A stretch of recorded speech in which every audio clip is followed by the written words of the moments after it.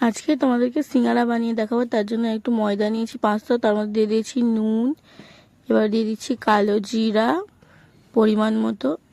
এবার কিন্তু মুঠো ভরে মা এখানে মুঠো মাপ করে নিয়ে নিচ্ছে তেল, সাদা তেল। তো এখানে 2 মুঠো সমান তেল নিয়ে নিয়েছে।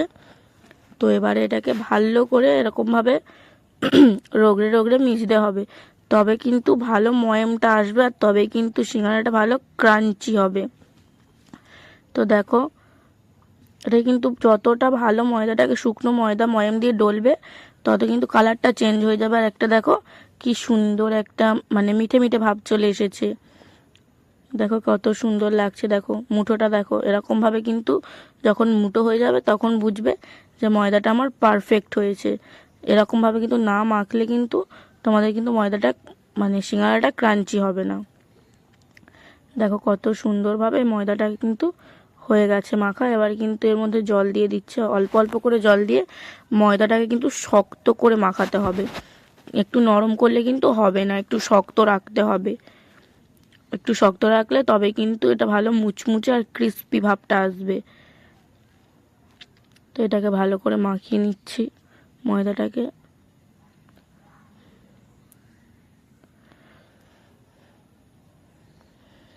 দেখো ময়দাটা কিন্তু ভালোই শক্ত আছে, ভালোই শক্ত মতো করে আমরা মাখিয়ে নিয়েছি। দেখো কত সুন্দর দেখতে লাগছে ময়দাটা মাখার পরে,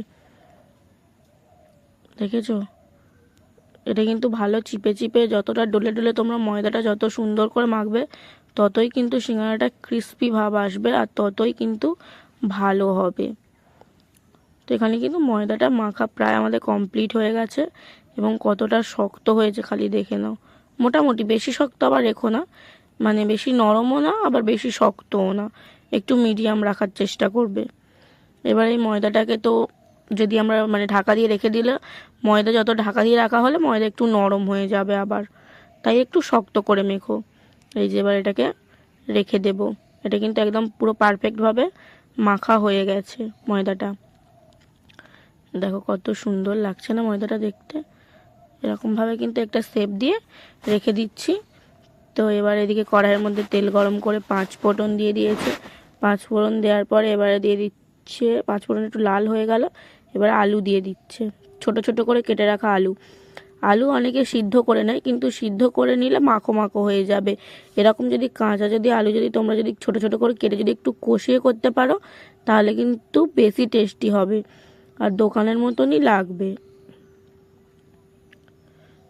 আলুটা কিন্তু আমরা সিদ্ধ করিনি, এরকমভাবে এটা কিন্তু আমরা কষে কষে করব, যাতে আলুটা একটু ঝরঝরে থাকে।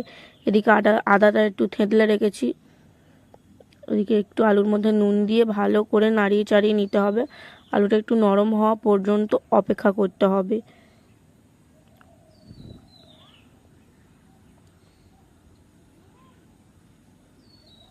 দেখো আলুটা কিন্তু বেশ পরিমাণ তেল দিয়েই আমার মা কষিয়ে নিচ্ছে, কারণ এটা পুরো ওরকমভাবেই সিদ্ধ হয়ে যাবে। তো এবারে দেখো এখানে কিন্তু বাদাম দিয়ে দিচ্ছি। বাদামটা আগে থেকে ভেজে খোলা ছাড়িয়ে রাখা হয়েছে, তো বাদাম একটু বেশ পরিমাণে দিয়ে দিলাম। বাদাম দিলেই কিন্তু সিঙ্গারার তবে কিন্তু টেস্টি হবে। বাদামটা দিয়ে একটু নাড়িয়ে চাড়িয়ে নিলাম। তোমরা চাইলে তেলের ওপর আদাটা দিতে পারো, কিন্তু তেলের থেকে আদাটা না দিয়ে যদি আদাটা মানে এই সময়টা দাও, মানে বাদাম দেওয়ার পরে যদি আদাটা দাও, তবে কিন্তু এটা আরও বেশি ভালো হবে। তো এর মধ্যে হলুদ গুঁড়ো দিয়ে দিচ্ছি। হলুদ গুঁড়ো দিয়ে ভালো করে নাড়িয়ে চাড়িয়ে নিতে হবে। হলুদ গুঁড়ো দিয়ে নাড়িয়ে চাড়িয়ে নিলাম। দেখো কত সুন্দর একটা দেখতে লাগছে আলুটা, এখনই দারুণ লাগছে। এবার একটু হালকা ঝালের গুঁড়ো দিয়ে দিচ্ছি, মানে বেশি ঝাল দেবে না, যেরকম খেতে পছন্দ করো দেবে। তবে সিঙ্গারা একটু বেশি ঝাল হলে মনে হয় না ভালো হবে, একটু অল্প পরিমাণেই ঝাল দেবে, তাহলে কিন্তু বেশ ভালো হবে। এবারে কিন্তু লাস্টের দিকে আমরা কিন্তু আদাটা দিয়ে দিচ্ছি। এই আদাটা দিয়ে যখন আলুটা যখন কষাচ্ছিল, এত সুন্দর একটা সেন্ট বার হচ্ছিল, তোমাদের কি বলবো। তোমরা যদি এরকমভাবে বানাও তাহলে কিন্তু বুঝতেই পারবে, খুব সুন্দর সেন্ট বার হচ্ছিল। এখানে একটা ভাজা মশলা ছিল দিয়ে দিলাম, যার মধ্যে আছে জিরে, ধনে, শুকনো লঙ্কা, সমস্ত কিছু কিন্তু গুঁড়ো করে নিয়েছি, নিয়ে কিন্তু এর মধ্যে দিয়ে দিয়েছি। এইটা কিন্তু মেন মশলা, এটা দেওয়ার পরেই এর স্বাদটা আরও বেড়ে যাবে। একটু অল্প সামান্য পরিমাণ জল দিয়ে এটাকে কিন্তু হালকা নাড়িয়ে চাড়িয়ে নেব। একটু জল থাকলে হবে না, একদম শুকনো করে নিতে হবে। আমাদের কিন্তু আলুটা সিদ্ধ হয়ে গেছে, একটু হালকা জল দিয়ে জাস্ট মানে একদম অল্প পরিমাণ। দেখো আলুটা একদম কমপ্লিট হয়ে গেছে আর কত সুন্দর হয়েছে, একটুকুও জল নেই আর দেখতেও কি দারুণ লাগছে। দেখো একদম ঝুরঝুরে হয়েছে। এবার কিন্তু এদিকে এটাকে বেলে নিচ্ছি। তোমরা চাইলে কিন্তু এটা ময়দা ছড়িয়েও, শুকনো ময়দা ছড়িয়ে বেলতে পারো, কিন্তু আমাদের ময়দা ছড়াতে লাগেনি, এমনি নর্মালভাবে খুব সুন্দরভাবে বেলা যাচ্ছে। ময়দাটা পারফেক্টভাবে মাখা হয়েছে, যার জন্য কিন্তু কিছু দিতে লাগেনি, এমনি বেলে নেই ভালো মতো বেলা যাচ্ছে।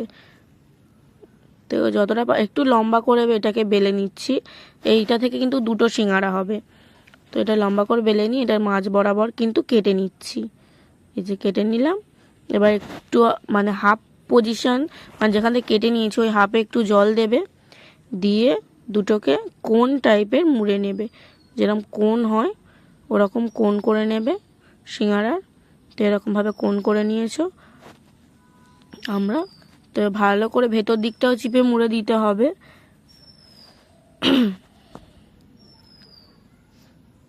দেখো ময়দার ভেতরটা মানে যে তৈরি হয়ে গেল সিঙ্গারার কোণ। তো এবার এই সিঙ্গারার কোণের মধ্যে কিন্তু ভালো করে চিপে চিপে জয়েন্টটা করে দিতে হবে, কারণ জয়েন্টটা যদি ছেড়ে যায় তখন কিন্তু ভালো লাগবে না। এবার এর মধ্যে কিন্তু চেপে চেপে পুর ভরে দিতে হবে। তো দেখো এর মধ্যে চেপে চেপে পুর ভরে দিচ্ছি, অল্প অল্প করে নিয়ে ভালো করে চেপে চেপে এর মধ্যে অনেকটা পরিমাণে পুর দিয়েছি আমরা। আর সিঙ্গারাগুলো আমাদের বেশ বড় বড় সাইজের হয়েছিল। আর সিঙ্গারা মোড়াটা কোনো ব্যাপারই নয়, যেমন তোমরা আগে যেরকম মুড়ির যেমন ঠোঙা বানানো হতো না, মানে কোন কোন টাইপের খাতার পেজ মুড়ে, ঠিক তেমনটাই হবে। তো ওটাকেই মাঝখান থেকে কেটে কোন করে নিয়েছে। এবার দেখো এই যে মানে ওপরটা এটা হালকা জল দিয়ে প্রথমে মাঝ বরাবর একটু জয়েন্ট করে নিল। মাঝ বরাবর জয়েন্ট করার পরে এবারে আস্তে আস্তে পুরটা ভেতরের দিকে ঠেলে দিয়ে সিঙ্গারাটাকে পুরোপুরি একদম শেপ এসে যাবে। দেখো কত সুন্দর দেখতে লাগছে। এবারে ভালো করে কিন্তু চেপে দিতে হবে, যদি খুলে যায় কিন্তু তাহলে কিন্তু হবে না, খুলে গেলেই তো বিপদ। দেখো কত সুন্দর হয়েছে সিঙ্গারার শেপটা। আর সিঙ্গারাও কিন্তু বেশ বড় বড় সাইজের আমাদের হয়েছে। দেখো হয়ে গেছে। তো এরকম আমরা অনেকগুলো এদিকে করে রেখেছি, তোমরা দেখতে পাচ্ছ। তো চলো আগে কিছু ভেজে তোমাদেরকে দেখাই। তো এদিকে কিন্তু কড়াই তেল মা দিয়ে দিয়েছে, আর ঠান্ডা তেলেই কিন্তু সিঙ্গারাগুলোকে ছেড়ে দিচ্ছি। ঠান্ডা তেলে ভাজলে কিন্তু মানে ঠান্ডা তেলটা যখন গরম হবে তখন কিন্তু সিঙ্গারাগুলো ভালো বেশ মুচমুচে হবে। তো ঠান্ডা তেলের মধ্যে সিঙ্গারাগুলোকে ছেড়ে দিচ্ছি। যে কটা প্রথমে হয়েছিল 6টা, তো 6টা দিয়ে দিচ্ছি। বেশ ডুবো তেলে কিন্তু ভাজতে হবে লাল লাল করে। এবার এই ঠান্ডা তেলে এটা ততক্ষণ আস্তে আস্তে একদম ধিমে আঁচে হবে। দেখো কত সুন্দর কালারটা খালি এসেছে, দেখো এরকম কিন্তু তোমরা লাল লাল করে ভেজে নেবে। দেখতে পাচ্ছ কতটা পারফেক্টভাবে আমাদের ভাজা হয়ে গেছে সিঙ্গারাগুলো, কি দারুণ দেখতে লাগছে। দেখো সিঙ্গারাগুলো ফুলেছে, ফুলে ঢোল হয়ে গেছে, এগুলো দেখো কি সুন্দর।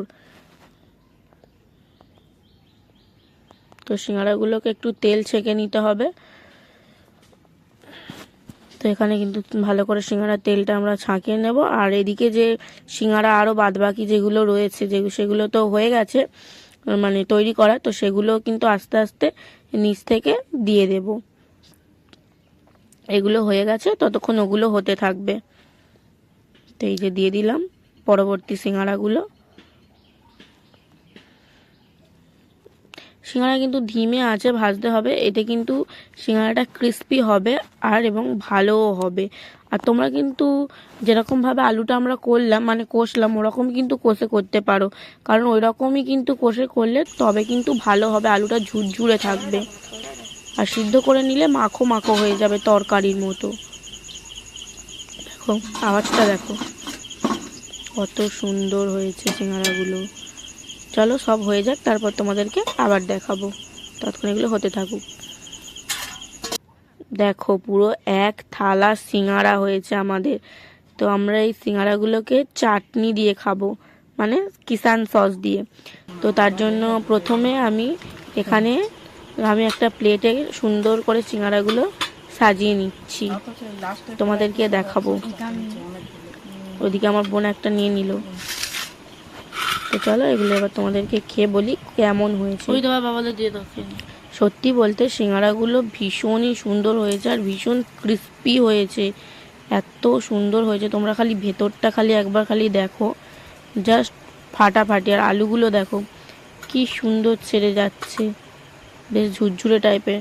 আমি তো প্রথমে কিছু বলতেই পারিনি, বেশ গরম গরম তো বেশ ভালো লেগেছিল। আমি প্রথমে তো কোনো রিভিউই দিতে পারিনি, তারপরে কথা বলেছি, কারণ এতটা ভালো লেগেছিল যে আমি কোনো কথা বলতেই পারিনি। আগে আমি ভাবছি যে আগে খেয়ে নিই তারপরে কথা হবে।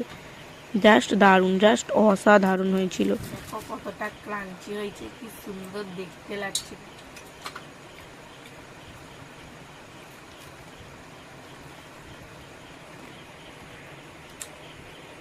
দারুণ। দোকানের থেকে কোনো অংশ কম, দোকানের থেকে মানে আরো বেশি ভালো হয়েছে খেতে। পুরটা দেখো একদম ছাঁচা পুর, খেতেও জাস্ট হেভি লেগেছে। তোমরাও বানিয়ে খেও, খেতে কিন্তু ভীষণই সুন্দর হয়েছে, দোকানের থেকে কোনো অংশে কম হয়নি। তো চলো আজকের মতো টাটা। তোমরাও এরকমভাবে কিন্তু বানিয়ে খেও। দেখো